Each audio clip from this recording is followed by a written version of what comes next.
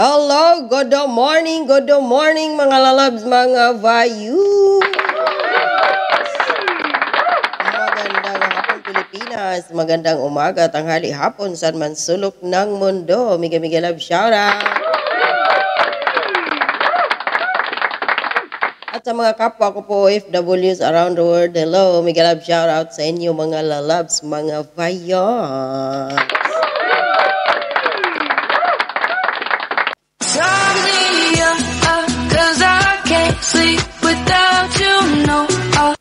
So, ang topic natin ngayon mga kababayan, itong pambubudol na naman ng the Bureau of Custom. Balita to kahapon, no? So, ngayon ko lang ito yan.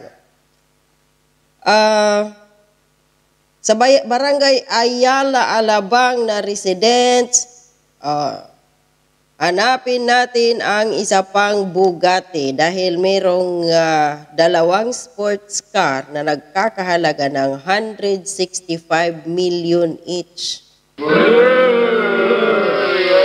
Ang nawawala di umano at hindi alam ng taga Bureau of Custom na meron sa kanilang record na ganong halaga ng sasakyan to ang nakapasok sa Pilipinas. Hindi nila alam na meron daw. Tapos nung nalaman nila, nagkaroon ng info, pinaghahanap daw nila at nananawagan daw yung spokesperson yata, yun ng tawag dito, Bureau of Custom. Nananawagan, magbigay ng reward. So, sa bait ni umano ng dito, may-ari ng dalawang sasakyan na to, isinurrender daw sa Bureau of Custom at naniwala kayo doon. At naniwala din kayo or maniniwala ba tayo na hindi nila alam na may nakapasok or nakapasok itong dalawang mamahaling sports car na to sa Pilipinas, nalusutan mga kababayan ang Bureau of Custom. Ang tatanga pala ninyo nung ginagawa ninyo dyan, nagni-Netflix, nag-Facebook, or tawag dito, nag-i-Instagram, or nag-iinuman at nagsisisyon. Ano naman eh. So sabi pa dito, umapila ang mga opisyal ng Barangay Ayala, Alabang sa Muntinlupa sa mga residente na makipagtulungan sa mga otoridad upang mahanap ang isa pang smuggled Bugatti Chiron or Chiron super sports car na posibleng itinago rin sa isang exclusive subdivision. Hoy! Diyan sa, patawag ito, Barangay Ayala, Alabang. Ano yan yung, ano ang nangyari? Bakit lagi na lang yung lugar ninyo diyan sangkot sa mga illegal na gawain? Matatandaan ninyo mga kababayan na itong si Anthony Sayarot na BFF, best friend ng First Family, at ni Martin Romualdez Tambaloslos. Na nagrenta, di umano ng isa or dalawang bahay dyan sa Ayala, Alabang. Dito din yun, Barangay Ayala, Alabang. Na kung saan ay nag-hire pa ng isang Canadian at isang French national ang pinapunta sa Pilipinas para maggawa ng mga ipinagbabawal na gamot. Na nahuli din yun, na-raid din yun ng otoridad. Dahil sa nangyaring iyon, bakit na-raid? Dahil itong si Anthony Sayarot at the rest of the team Bangag ay nag-export ng ipinagbabawal na pulboron at kokaina sa Australia, kalahating tonelada pulboron, kalahating tonelada kokaina, tapos nahuli ng Federal Police. At yun, nagipag-ugnayan ang Federal Police sa Pilipinas, ayun, kaya nahuli. Hindi. Hanapin ko ulit yun kasi na-delete ko doon sa tablet nung umuwi ako kasi binigay ko ng tablet doon sa kapatid ko. So yun, anong nangyayari dyan Barangay Ayala Alabang sa inyo, mga homeowners dyan. Di ba may presidente kayo dyan eh? Kapilya nga may presidente sa homeowners. Bakit hindi ninyo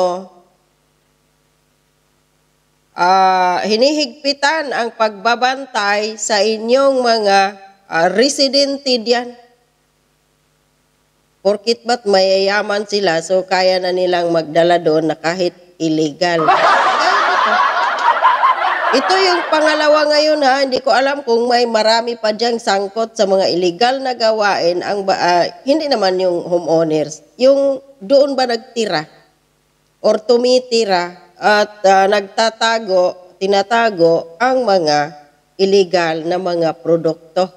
Gaya nito, mamahaling sasakyan. Pero hindi po ako naniniwala, mga kababayan, na ito totoo ay smuggled, o kung smuggled man ito, ipagpalagay na natin, okay, we will give benefit of the doubt doon sa Bureau of Customs. Pero anong ginawa ninyo? Smuggled na lusutan kayo. Sino yung nasa likod nito? At kung nakalusot man ito at may tao dyan sa Bureau of Customs, ang nagbigay ng otoridad dito para palusutin at mawala or wala sa record ng custom, malaking isda yun. Malamang malaking official ng Bureau of Customs ang nasa likod nito. Isang sports car, 165 million ang halaga. Hindi natin alam. Baka sa kanila talaga to, dyan sa taga Bureau of Customs, exist na siguro to kasi may mga negosyante man dyan sa Pilipinas ng mga malalaking tao na nagbibinta ng mga sports car. O siguro, sabi nitong nasa Customs, sige, akin ng dalawang yan, balato mo na. Wala kang babayaran o kung ano pa. Tago doon sa barangay Ayala Alabang. Hindi natin alam, baka nirentahan din yung bahay niya. Ang tanong, sino ang may-ari ng dalawang sports car na to? Bakit hindi pinangalanan? At yung may-ari ng bahay. Hindi pinangalanan. Basta sinurrender lang daw dahil nananawagan, nakiusap. Ang galing ng kanilang palusot, no? Kumbata. Ay, naku po. Kunwari lang to mga kabayan, yung nasa custom na nahuli, nag-surrender yung may-ari, hindi yan. Di ako naniniwala dyan mga kabayan. Kanila to. Baka nahuli nila to sa nagbibinta ng dalawang mga theory, marami. Baka nahuli ng taga-custom na yun, kinuha nila, sinikwister dahil mamahalin ang sasakyan. Tapos kunwari doon ilagay at i-raid nila dahil ibibinta daw nila iyon nang isusubasta. Yun ang balita. Hindi ako maniniwala mga kabayan. Dahil itong custom, maraming kabulastugan dyan po. Bakit nakakapasok dyan yung mga illegal? Na bigas, asukal, kung ano-ano pa na klase ng mga produktong illegal na mula sa ibang bansa nakakapasok dyan sa Bureau of Customs. Dahil may under the table. Itong dalawang Bugatti na to, malamang regalo lang to doon sa malaking official siguro kung sino man sila dyan sa custom. Para hindi mahalata na mayroon silang ganyan, raid ulitin ko, tapos isusubasta, halimbawa 3 million na lang. So bibilihin na yun. Ang galing no, ng kanilang mga drama dyan sa Bureau of Customs. Utot ninyo, manluloko pa kayo sa taong bayan no, sa mga drama-drama ninyo. Galing, talagang isusoko itong ganito kalaki. Halaga, 165 million, yung isa daw nakuha na, yung isa wala pa. Baka pinaharurot na doon, either doon sa Batangas or doon sa Baguio or kung saan-saan pa. O baka doon na to sa Palawan. Ito talagang na to ngayon eh. Itong tawag dito, administrasyon na to ngayon, pinamubugaran talaga ng illegal. At proven na yan, dyan pa nga lang sa PCSO eh.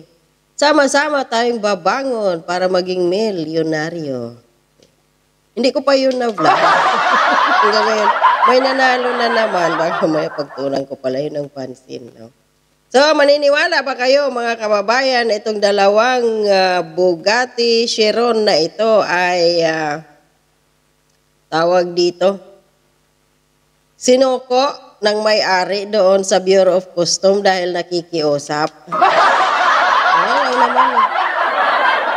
At dyan sa may homeowners ng Barangay Ayala Alabang, sana po, higpit-higpitan nyo din naman yung inyong pagbabantay dyan at yung mga nakatira. No? Dahil hindi po porkit mayaman sila doon, magdadala sila doon ng illegal na mga aktibidad, o mga gamit, nasisira po ang pangalan ng inyong homeowners, ng inyong residente diyan sa Alabang, no? Ayala Alabang. Hindi natin alam kung yung bahay doon na nirentahan ni Anthony Sayarot kung andoon pa rin at patuloy pa rin silang gumagawa ng mga illegal na polvoron na nilolonok ng timbangag. So hanggang dito na lang. Maraming salamat. Stay safe po. Anong masasabi ninyo dito? And God bless. Bye-bye. Paki-comment down below. Bye-bye.